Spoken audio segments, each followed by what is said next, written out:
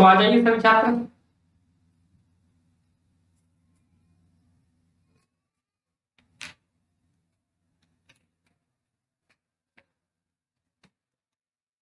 मेरे सभी छात्र इंटर के हैं वो आ जाए पढ़ने के लिए। तो मैं कुछ अपने छात्रों से जो है जो बात करना चाहूंगा कि कुछ छात्र कह रहे हैं कि हमें ऑफलाइन पढ़ना है, कुछ कह रहे हैं ऑनलाइन पढ़ना है। मैं आप सभी को एक बात क्लियर कर दूं कि आप ऑफलाइन पढ़ते हैं तो ऑफलाइन में आप इतना सिलेबस कवर नहीं कर पाएंगे जितना आप ऑनलाइन में कर लेंगे, है ना। तो ऑनलाइन में सिलेबस सबसे अधिक क्लियर होता है, क्लियर के साथ साथ समझ में भी चीजें जल्दी आती हैं, क्योंकि आप उस चीज को बार बार सुनते हैं।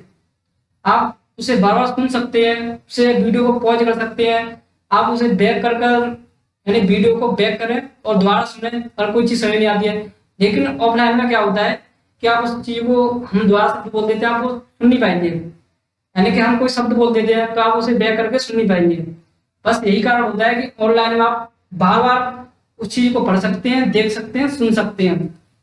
केवल यही चीज है कि आप ऑनलाइन का एक फायदा तो बहुत ज्यादा है कि आपका समय बचता है। सबसे बड़ा फायदा कि आपका समय बचता है, समय बचता है, क्योंकि टाइम की कीमत इस जमाने में बहुत ज्यादा है। क्योंकि किसी के पास आजकल फ्री समय नहीं है आने जाने के लिए, तो आप घर पर बैठकर जब इतनी सुविधाएं दे रही है, सरकार ने भी कहा है कि ऑनलाइन पढ़ाई के लिए कह रही है सरकार कि आप ऑनलाइन पढ़ाई घर पर बैठकर करें, क्योंकि आपके स्वास्थ्य को देखते हुए ये सरकार ने फैसला लिया था कि सभी लोगों को, जो सभी छात्र हैं, स्टूडेंट हैं, उन्हें घर पर ही पढ़ाई मिल सके। तो मैं ये कहूंगा कि ऑनलाइन प्लेटफॉर्म सबसे बेहतर है। आप घर बैठकर अच्छे से पढ़ाई कर सकते हैं और आपका जो आने जाने का समय है वो बचता है। तो देखें, मैं ज्यादा बातें नहीं करूंगा आपके साथ और मैं अपने कार्य पर करता हूँ जो भी है। तो देखें, क्वेश्चन देखें पहले आपके क्वेश्चन किस तरीके से आएगा आपके पेपर में, क्योंकि क्वेश्चन बहुत जरूरी होता है।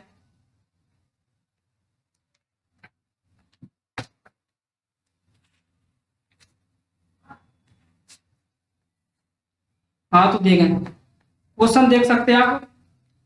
ये कई तरीके से आपके एग्जाम में क्वेश्चन पूछने आ सकता है, कोई बड़ी बात नहीं है। स्थिर वैद्युतिकी में गॉस के नियम का उल्लेख कीजिए, या फिर वैद्युत स्थितिकी में गॉस की प्रमेय लिखिए अथवा उसको सिद्ध कीजिए। आप ये क्वेश्चन है जो देख सकते हैं, ये कई क्वेश्चन है, कई तरीके से 3 या 4 तरीके से क्वेश्चन पूछे तो आप देख सकते हैं अपनी स्क्रीन पर।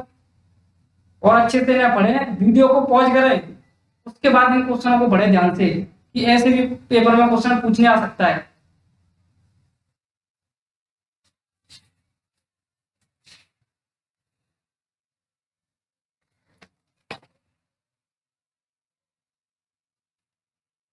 हाँ, तो चलिए, आपने ये क्वेश्चन देख लिया है।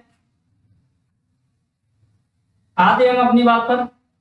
गॉस की प्रमेय अथवा गॉस का नियम आपके पेपर में आए सवाल, तो आप उसे हाथ डालो सवाल को, चीर दो सवाल को। केवल क्या करना है आपको, जैसे मैं बोलता जा रहा हूँ आप वैसे करते जाइए। और फिजिक्स में कह रहा हूँ बहुत ही सरल है और मैं इसको सरल बना के रहूंगा, बहुत ही सरल है, बिल्कुल सरल है। आप क्या ऑफलाइन किसी पर भी पढ़ने आए, मुझे इससे कोई एतराज नहीं है, लेकिन हमारी वीडियो को एक बार जरूर देखें और ऑफलाइन पढ़ के आए, फिर देखकर उस वीडियो को कंपेयरिंग करें कि वो सही है या ये सही है। मैं टीचरों की ये नहीं कह रहा हूँ कि कोई बेकार है, सब टीचर अपनी अपनी जगह बहुत अच्छा पढ़ाते हैं। मैं टीचरों का, अध्यापकों का बहुत सम्मान करता हूँ। तो हमारी वीडियो को एक बार जरूर देखा प्लीज। देखो, आवेशों को परिबद्ध करने वाला ऐसा काल्पनिक बंद पृष्ठ, मैं अभी इसका आपको डायग्राम दिखाऊंगा। पहले मैं आपको डेफिनेशन थोड़ी सी बता देता हूँ, जिससे आपको डायग्राम में कोई भी प्रॉब्लम नहीं आएगी, है ना। आवेशों का, आवेशों को परिबद्ध करने वाला, तो आवेश जानते हैं आप, नेगेटिव भी हो सकता है और पॉजिटिव भी हो सकता है। उस आवेश का गॉसियन पृष्ठ कहते हैं। यानी कि इसमें ये बात कही है कि जो आवेश का एक पृष्ठ ऐसा है जो काल्पनिक पृष्ठ है, उसे गॉसियन पृष्ठ कहते हैं। यानी जो गॉस है, जो गॉस एक वैज्ञानिक थे, उन्होंने अपना नियम दिया है, उन्हीं के नियम पर ये चीजें हैं। ऐसा होता है जो कूलॉम का नियम है, कूलॉम का नियम है आवेशों के लिए। तो वहां पर ये नियम नहीं लगता है। जैसे इनका उपयोग क्या है, उपयोग देख सकते हैं आप। आवेशित पिंडों, आवेशित यानी कि जिसमें पॉजिटिव इलेक्ट्रॉन और नेगेटिव हों, यानी नेगेटिव पॉजिट्रॉन हों, वही तो होता है आवेश। आवेशित पिंडों या निकायों के कारण वैद्युत क्षेत्र की तीव्रता ज्ञात करना। या आपको क्वेश्चन मार्क दिख रहा है, इसका मतलब है वैद्युत क्षेत्र की तीव्रता ज्ञात करना। अब आप देख सकते हैं, आप किसी बंद पृष्ठ से होकर गुजरने वाला कुल वैद्युत फ्लक्स फाई ई है। वैद्युत फ्लक्स आप जानते हैं कि फाई ई होता है। वैद्युत फ्लक्स के बारे में थोड़ा सा मैं आपको जानकारी दे देता हूँ। तो वैद्युत फ्लक्स में क्या होता है, वहां पर एक कोई काल्पनिक पृष्ठ होता है, यानी ऐसे पृष्ठ जिन्हें खींचना संभव नहीं होता है। मेरी बात को ध्यान से सुना, जिन्हें खींचना संभव नहीं होता है, वहां पर क्या करते हैं वैद्युत फ्लक्स में, केवल वही बात है कि जो वैद्युत बल रेखाएं हैं, वैद्युत बल रेखाएं, वैद्युत बल रेखा कहाँ पाई जाती है, वैद्युत क्षेत्र में। और वैद्युत क्षेत्र क्या होता है, वैद्युत क्षेत्र होता है जहां इलेक्ट्रॉनों का फ्लो हो, flow of electron, flow of electron. और इलेक्ट्रॉन क्या होते हैं, आवेश। इलेक्ट्रॉन क्या होते हैं, आवेश, यानी आवेशों का चलना। जो लोहे की रॉड होती है उसमें मुक्त इलेक्ट्रॉन होते हैं, फ्री इलेक्ट्रॉन होते हैं, तो इसमें धारा प्रवाहित होने लगती है। तो इसमें कुछ नहीं है, वैद्युत फ्लक्स क्या है, वैद्युत बल रेखाओं की संख्या की माप है। जितनी वैद्युत बल रेखा है इनकी संख्या की माप केवल उन्हें कैलकुलेट करना है, और कुछ नहीं है, और कुछ नहीं है। वैद्युत फ्लक्स या इलेक्ट्रिक फ्लक्स फाई, ठीक है। उसे आप वीडियो को दोबारा देखें, और अपनी, अगर वीडियो नहीं देख सकते हैं तो अपनी किताब से पढ़े उस चीज को, इलेक्ट्रिक फ्लक्स उस चीज को पढ़े, जो मैं बता रहा हूँ तो ध्यान से सुने, आप पढ़ भी सकते हैं ना। परिवर्त कुल नेट आवेश Q का 1/4πε0 गुना होता है। देखो जाओ का मतलब होगा है Q इंटू 1/ε0 गुना होता है। देखो I इक्वल Q इंटू 1/4πε0। इसे आप सदिश रूप में भी लिख सकते हैं, गॉस की प्रमेय का समाकलन रूप। देखो I इंटीग्रेशन E.E.डी ए, यानी कि इस डॉट का क्या होता है, इंटू। तो ये आपने पहले सूत्र पढ़ चुके हैं वैद्युत फ्लक्स का, इलेक्ट्रिक फ्लक्स इक्वल Q/ε0। ये भी हो सकता है। अभी हम इसे सिद्ध कराएंगे अच्छे से। ये तो आपने इसकी डेफिनेशन केवल देखी है, मैं भी इसे पूरी तरीके से सिद्ध कराऊंगा, डायग्राम के साथ अच्छे से सिद्ध कराऊंगा। तो आप इसे ध्यान से देखें, इस चीज को पढ़ें, ये चीज डायग्राम के साथ साथ क्लियर हो जाएगी। अभी आपको समझ में नहीं आया तो कोई बात नहीं, तो कोई बात नहीं, हेडिंग लेने की कोई टेंशन नहीं है, टेंशन लेने की कोई जरूरत नहीं है, आप रिलैक्स रहें।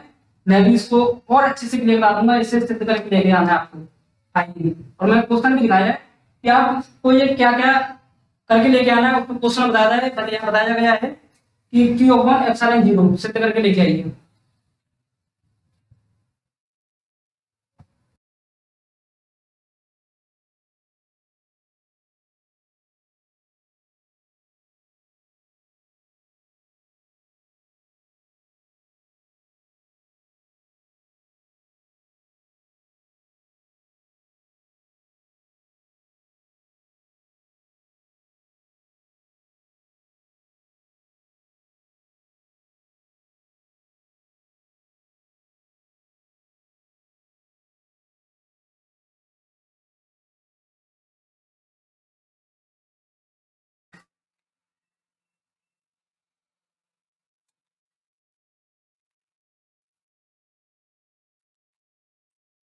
तो हम गॉस के नियम से पहले थोड़ी सी बात कर लेते हैं हम घनकोण पर, क्योंकि घनकोण जो गॉसियन पृष्ठ हम खींचेंगे उसमें घनकोण का जो आपका मान पूछा जाएगा, तो वो आपको लिखना है उसमें, है ना। तो घनकोण कैसा होता है मैं आपको दिखा दूं।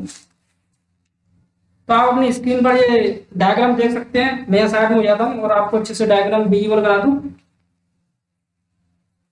तो आप अपनी स्क्रीन पर देखो डायग्राम देख सकते हैं यहाँ पर।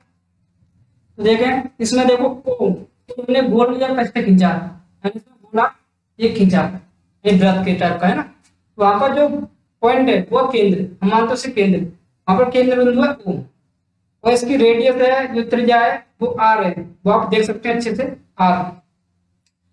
लेकिन जो केंद्र के ठीक ऊपर D ओमेगा ये कोण है, ये यही है, इसी को बोलते हैं घनकोण। इसी को क्या बोलते हैं? घनकोण। तो यहाँ पे देखो डी ए, आपको वहां पर डी ए दिख रहा है इस तरीके से। ये क्या है? ये क्षेत्रफल है, घनकोण का क्षेत्रफल डी ए। डी ए, तो अब ये चित्र आपने देख लिया है ना। तो घनकोण देखो यहाँ पर क्या होता है, घनकोण तो आप समझ चुके हैं कि सॉलिड एंगल बोलते हैं। किसी गोलीय पृष्ठ यानी कोई गोला पृष्ठ का क्षेत्रफल गोले के केंद्र पर जो कोण अंतरित करता है, यानी कि मैंने अभी आपको दिखाया है कि कोई गोला खींचा और उसमें कोई केंद्र है, वो बिंदु उसी के जस्ट अंतरित करता है। ये कोण अंतरित करता है, यानी एक कोण है, एक एंगल है, उसी को हम घनकोण कहते हैं। देखें, उसी को हम घनकोण कहते हैं। इसे ओमेगा से प्रदर्शित करते हैं। ये डब्ल्यू एस आपको ओमेगा है, ये आपको लिखना है इस तरीके से, और कुछ नहीं है। घनकोण को आपको पेपर में पूछा जाए या नहीं पूछा जाए, केवल इसका मान पूछा जाएगा गॉस की प्रमेय में। तो गॉस की प्रमेय में इसके मान जरूर पड़ेगी, आपको जरूरत पड़ेगी, तो वो आपको लिखना है। इसलिए मैं इसको आपको बता रहा हूँ अच्छे से। तो देखें, डी ओमेगा इक्वल डी ए, क्या है यहाँ पर? डी ए क्या है? क्षेत्रफल अपॉन आर स्क्वायर। ये इसका क्षेत्रफल है। आर क्या है? रेडियस यानी त्रिज्या, त्रिज्या का वर्ग यानी कि त्रिज्या का वर्ग है। तो किसी गोलीय पृष्ठ का क्षेत्रफल, क्षेत्रफल यानी कि एरिया, एरिया क्या होता है? पूरे गोले का एरिया क्या होगा? पूरे गोले का एरिया होता है 4 पाई आर स्क्वायर। कभी भी देखना, आपने मैथ पढ़ा हो, अगर आपने मैथ नहीं पढ़ा तो कोई बात नहीं, पूरे गोले का क्षेत्रफल होता है, पूरे वृत्त का क्षेत्रफल होता है 4 पाई आर स्क्वायर। तो वही देख रहे हैं, यहाँ पे आपको क्या लिखना है? गोले के संपूर्ण पृष्ठ का क्षेत्रफल D A equal 4 pi are square. आप यहाँ डी ए की जगह 4 पाई आर स्क्वायर लिखेंगे, तो आपको अपॉन आर स्क्वायर है, तो आर स्क्वायर से आर स्क्वायर कैंसिल हो जाएगा, बचेगा क्या? 4 पाई डी ओमेगा इक्वल 4 पाई। लेकिन जब आपको वेक्टर क्षेत्र की तीव्रता ज्ञात करनी होती है, जब आपको वेक्टर क्षेत्र की तीव्रता ज्ञात करनी होती है, तब क्या होता है, उसको मैं आपको डायग्राम में दिखा देता हूं। आप इस चित्र को भी देखें, यही वही है, उसी का ये रूप है, और कुछ नहीं है इसमें। जो मैंने अभी पहले आपको चित्र दिखाया है, ये उसी का रूप है, और कुछ नहीं है उसमें। देख देख सकते हैं, है ना। तो जहां पर डी ए, मैंने आपको पहले बताया था, जो डी ए ये क्षेत्रफल है घनकोण वाले का, है ना। और वो तो आपको दिख रहा है, ये केंद्र बिंदु है, और इससे ऊपर है थोड़ा, जिसका जो एंगल बनता है, एंगल बनता है डी ओमेगा, ये है घनकोण। घनकोण के ऊपर जो रेडियस जा रही है, इस तरीके से एक लाइन जा रही है, रेडियस है ये त्रिज्या। इसी को ऊपर जस्ट आप देख पा रहे हैं, जो छाया चित्र है, एक तरीके से इस पर एंगल खींची हुई है, लाइन खींची हुई है इसमें, वही है डी ए है क्षेत्रफल। यहीं पे आपको वेक्टर क्षेत्र की तीव्रता ज्ञात करनी होती है। तो आप इसका एंगल देख सकते हैं, D A cos theta, D A cos theta, और इधर डी ए वेक्टर में लिख रहा है, इसका भी एक एंगल लगाना होता है थीटा, तो यहाँ पर डी ए कॉस थीटा। उसी प्रकार आप देखें, ये क्या है? जो डी ए कॉस थीटा आपको डी ए का मान दिया है, यहीं पर आप निकाल सकते हैं, उनसे लिख सकते हैं।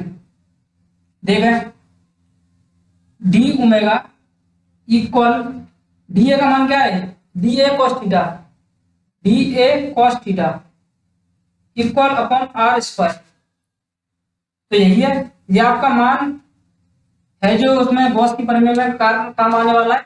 आप इसको याद कर लें, D omega equal D A cos theta upon are square.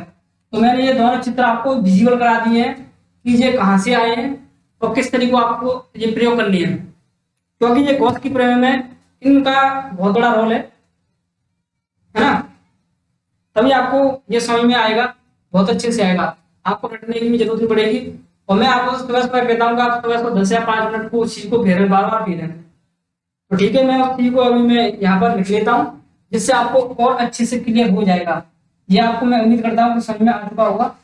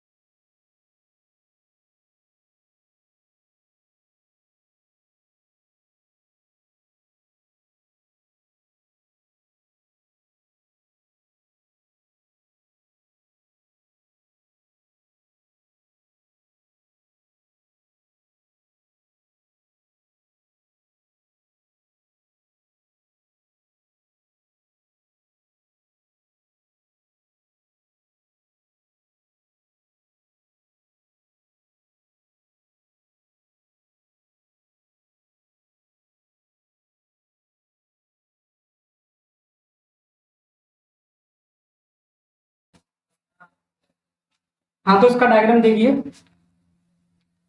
Any problem? सभी लोग पहले तो पानी पिए और रिलैक्स हुई है ना। पानी पियो और रिलैक्स हो जाओ, और हम पढ़ने के लिए दोबारा तैयार हो, है ना।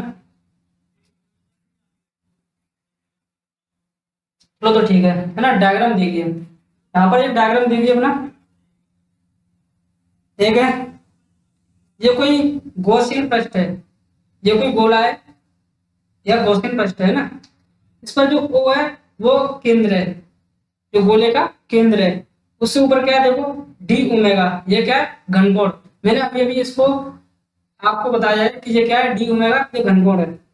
इसका जो पूरा स्ट्रक्चर आपको दिख रहा है, यही तो घनकोण है। इसमें क्या है, कुछ भी नहीं। यहाँ पर जो ओ के नीचे क्या है, प्लस क्यू आवेश, और इसकी रेडियस यानी कि त्रिज्या क्या है, आर। रेडियस बोलते हैं इसे, त्रिज्या को बोलते हैं रेडियस, जो गोले की त्रिज्या आर। और यहाँ पर जो आपको दिख रहा है बिंदु पी, यहाँ पर आपको वैद्युत क्षेत्र की तीव्रता ज्ञात करनी है। वैद्युत क्षेत्र की तीव्रता ज्ञात करनी है। तो देखो डी ए वेक्टर और जो क्या है डी ए, वहां पर जो सदिश वेक्टर दिखाया है वो ये क्या है, डी ए यानी क्षेत्रफल। और इन दोनों के बीच जो ई है, ई और डी ए वेक्टर के बीच में एक थीटा कोण दिखाया है। ये क्या है, एक कोण है ना। इसके बारे में जानेंगे अच्छे से हम। तो देखें, माना कि बिंदु ओ पर प्लस क्यू आवेश के कारण बिंदु पी पर वैद्युत क्षेत्र ई है। ओ पी के अनुदिश, यानी केंद्र बिंदु ओ और पी एक बिंदु है, यानी उसी के तो अनुदिश है। ये अनुदिश यानी उसी की दिशा में, अनुदिश का अर्थ होता है कि उसी की दिशा में चलना। क्षेत्रफल अवयव डी ए से गुजरने वाला इलेक्ट्रिक फ्लक्स, इलेक्ट्रिक फ्लक्स किससे हम डिनोट करते हैं, आई ई से डिनोट करते हैं। ये आपने पहले जाना है। इलेक्ट्रिक फ्लक्स, इलेक्ट्रिक फ्लक्स कुछ नहीं है, केवल वैद्युत बल रेखाओं की माप है। वैद्युत बल रेखाओं की माप है ना। तो D phi E equal E vector dot D A vector, यही तो सूत्र होता है उसका। और इसे हम वेक्टर डालें तो E D A cos theta. और अब जो वेक्टर उठाते हैं तो इसके बीच एक एंगल लग जाता है, यानी कोण लग जाता है, थीटा। देखो भैया यहाँ पर जहां थीटा वेक्टर ई वेक्टर व डी ए वेक्टर के बीच कोण है। अगर आप इन वेक्टरों को हटाएंगे तो एक कोण लगाना पड़ेगा आपको, एक कोण लगाना पड़ेगा। वही लगाया आपने cos theta. E D A vector हटाकर आपने cos थीटा कर दिया, इसमें कुछ नहीं है ना। तो देखें डी फाई वैसा ही के वैसे D phi E equal E vector dot D A vector, यानी कि जो लेकिन वैद्युत क्षेत्र ई की तीव्रता का सूत्र क्या होता है, equal 1/4πε0 into Q upon are square. ये आपको इसमें रखना है, इस वाले सूत्र में रखना है। ई की जगह आपको ये रखना है, ई का मान रखेंगे 1/4πε0 into Q upon are square. यहाँ पर आप रखेंगे इसको, है ना। तो आपने ये रखा, आपने यहाँ पर देखिए ये रखा D A cos theta, D A cos theta, D A cos theta यहाँ बचा है। अब देख पा रहे हैं आप, ये डायग्राम देखा अच्छे से। यहाँ पर एक घन कोण बनना है, यहाँ पर क्या बनना है, घन कोण बनना है। घन कोण को मैंने अभी भी सॉल्व कराया है। तो देखो घन कोण का पहले तो सूत्र वही होता है D omega, D omega equal A upon are square, A upon are square होता है। देखो मैं अगर इसी को सॉल्व करा देता हूँ, यहाँ पर मैं आपको यहाँ पर ए अपॉन आर स्क्वायर, और ए का यानी क्या, क्षेत्रफल। क्षेत्रफल का सूत्र क्या होता है, 4 पाई आर स्क्वायर, यानी 4 पाई आर स्क्वायर होता है। अगर आप इस आर को इससे कैंसिल करेंगे तो क्या बचेगा, 4 पाई तो बचेगा यहाँ पर इस तरीके से। तो डी ओमेगा का मान 4 पाई भी होता है। और जब कोण हो, उन दोनों के बीच में कोण अंतरित हो, तो D A cos theta equal R square. देखो यहाँ पर देखो अच्छे से, डी ए कॉस थीटा यही तो है, डी ए कॉस थीटा यानी कि D A upon are square. मैंने अभी तो लगाया आपको, यहाँ पर आप डी भी नोट कर सकते हैं, कोई भी दिक्कत नहीं है। देखा D A upon are square. देखा डी ए का मान क्या हो गया, 4 पाई आर स्क्वायर, यानी कि क्षेत्रफल का सूत्र होता है 4 पाई आर स्क्वायर। आप इसको कैंसिल करेंगे तो 4 पाई बचेगा, तो वही देगा आप। रुको सेम है ना, यहाँ पर क्या लग गया केवल cos थीटा। तो इसी का मान आपको इसमें रखना है डी ओमेगा, है ना, D A cos theta upon are square. तो देखें ये सब चीज भूल जाइए, मैंने अभी आपको ये बताया है, यहाँ तक ये मैंने आपको बताया है। इसे अलग मैं बॉक्स में बंद कर देता हूँ। तो देखें डी ए cos थीटा जो मैं अभी सॉल्व कराया था वहीं पर आ जाइए वापस। तो ई का मान हमने रखा है यहाँ पर 1.45 into Q upon R square, है ना, ये हमने मान रख दिया, केवल डी ए cos थीटा बचा यहाँ पर। तो देखें D A cos theta upon R square, आप इसके ये घनकोण का मान रख सकते हैं, यानी कि डी ओमेगा रख सकते हैं आप इसकी जगह पर। तो आपने डी ओमेगा रखा यहाँ पर, और आपने फिर ये सॉल्व किया, इस 4 पाई को देखकर आपने सॉल्व किया कि डी ए यानी डी ओमेगा का मान और क्या हो सकता है। तो डी ओमेगा का मान 4 पाई हो सकता है। मैंने आपको ये सॉल्व करके दिखा दिया है कि देखो डी ओमेगा यानी D omega equal D A upon are square, D A upon are square बिल्कुल सेम टू सेम यही होता है। तो आपने ए का मान रखा 4 pi are square upon are square, r square से आर स्क्वायर कैंसिल हो गया तो बचा के 4 पाई। तो आप डी डी ओमेगा का जगह 4 पाई रख सकते हैं, और 4 पाई से 4 पाई ये कैंसिल हो जाएगा। तो आपको क्या बचेगा D phi E equal Q upon epsilon zero. ये आप पहले भी पढ़ चुके हैं, यही सिद्ध करना था, यही है गॉस की प्रमेय। गॉस की प्रमेय देखो बहुत ही सरल है, इसमें कुछ नहीं है गॉस की प्रमेय में। आपको इसका अभी भी न्यूमेरिकल भी मैं कराऊंगा, तो यहाँ आगे थोड़ा जान लेते हैं। यही तो यहाँ तक सिद्ध हो गया। देखें इस चित्र में, देखें अगर इस चित्र में यानी कि इस बंद पृष्ठ में अनेक बिंदु आवेश होंगे, यानी बहुत सारे इसमें आवेश होंगे, तो आप थोड़ा देख सकते हैं इसमें, जी मैं एक्स्ट्रा बना रहा हूँ यहाँ तक। अगर गॉस की प्रमेय आए तो आपको यहाँ तक ही लिखना है, आपको यहाँ तक ही लिखना है, लेकिन मैं न्यूमेरिकल के लिए थोड़ा सा आपको उसका आइडिया दे देता हूँ अभी, थोड़ा सा यहीं पे जल्दी समझ आएगा आपको, है ना। ये प्रश्न आप देख सकते हैं, इस प्रश्न में अगर अनेक बिंदु आवेश हों यानी आवेशों की संख्या ज्यादा हो, जैसे +Q1 +Q2 +Q3 -Q3 यानी Q4 और -Q5, इस तरीके से हो Q5। तो यहाँ पर ये कैसे आपको लिखना है कि जो वैद्युत फ्लक्स का मान क्या होगा, यहाँ पर वैद्युत फ्लक्स का मान होगा phi E equal +Q1 +Q2 +Q3 -Q4 -Q5। इनके नीचे क्या आएगा, यानी जैसे ये आप देख पा रहे हैं Q upon epsilon zero, Q upon epsilon zero upon इनके नीचे, सबके नीचे क्या आएगा एप्सिलॉन जीरो। तो मैं एप्सिलॉन जीरो को मैं यहाँ पर कॉमन ले लेता हूँ, Q यानी phi equal 1 upon epsilon zero, इनका मल्टीप्लाई इन सब में होगा। तो इन सबको मिलाकर आप ये भी लिख सकते हैं, ये क्या सभी आवेश ही तो हैं, आप इन सभी को मिलाकर लिख सकते हैं फाई ई इक्वल आवेश अपॉन, ये सूत्र लिख सकते हैं आप। जब इसमें किसी बंद पृष्ठ में बहुत सारे आवेश हों तो आपको ये सूत्र लगाना पड़ेगा। तो देखा ये देख पा रहे हैं +Q1 +Q2 +Q3 -Q4 -Q5 इस तरीके से हों, तब ये सूत्र लगाना है इस तरीके से 1/4πε0। वही है, देखो इसमें कुछ नहीं है, वही है Q/ε0 लेकिन जो है इसका बीजगणितीय योग लिख दिया मैंने, ये साइन लगाकर मैंने बीजगणितीय योग लिख दिया, यानी Q1 Q2 इस तरीके से ऐड होते जाएंगे, उसी प्रकार ये मान आ जाएगा। आप इसे पूरा करें और मैं अभी आपको दिखा देता हूँ। बस साइड में जा रहा हूँ, साइड थोड़ा सा आप इसे अच्छे से लिखें।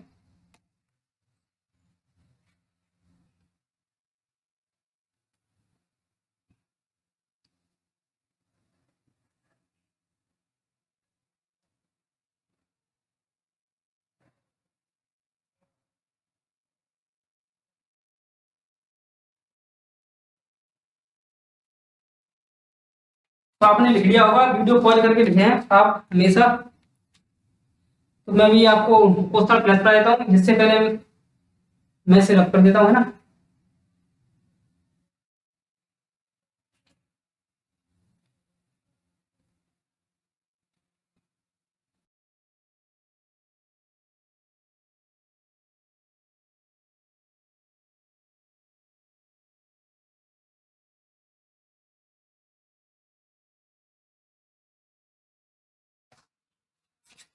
हाँ तो आप क्वेश्चन देख सकते हैं, मेरी स्क्रीन पर है ना।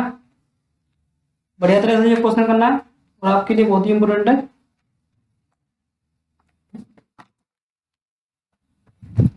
एक गॉसिय पृष्ठ के अंदर, देखें आप अच्छे से, एक गॉसिय पृष्ठ के अंदर 3q -2q क्यू तथा +2q आवेश रखे गए हैं। पृष्ठ से परिबद्ध कुल वैद्युत फ्लक्स कितना होगा? ये आप सवाल अच्छे से पढ़े, मैं इसे भी सॉल्व करा देता हूँ। देखो भैया, मैंने अभी ये आपको दिख रहा है, उत्तर देगा Q1 + Q2 + Q3 minus sorry comma -Q4 -Q5। तो देखिए सभी के नीचे क्या होगा, Q1/ε0, Q2/ε0, Q3/ε0 है, सभी का मान ε0 होगा, सो मैंने बाहर ले लिया है। वही और कुछ नहीं इसमें।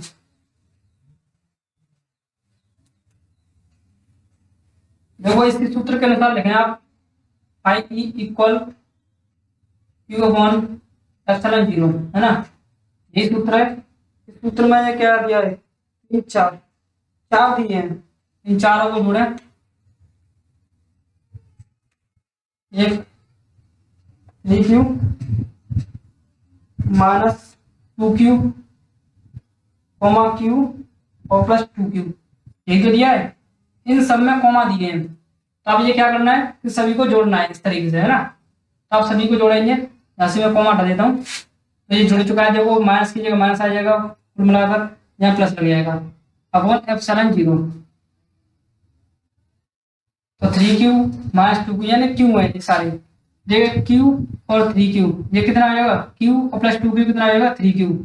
या फिर आप ऐसे कर दे कि -2q और +2q ये कैंसिल हो जाएगा, क्योंकि प्लस और माइनस कैंसिल हो जाता है जब इक्वल होता हो। तो 3q + q ये कितना हो जाएगा 4q = ε0 पाई। यहाँ पे आप लग दें आंसर इसका, यही हो गया। ये सॉल्व है, बिल्कुल कुछ नहीं है इसमें। इस सॉल्व को बेहतरीन तरीके से सॉल्व करें, और जो भी आपका डाउट है वो आप डाउट भेज सकते हैं हमारे पास। तो ये तो हो गया आपका सवाल, तो आप इस सवाल को लिखें अभी।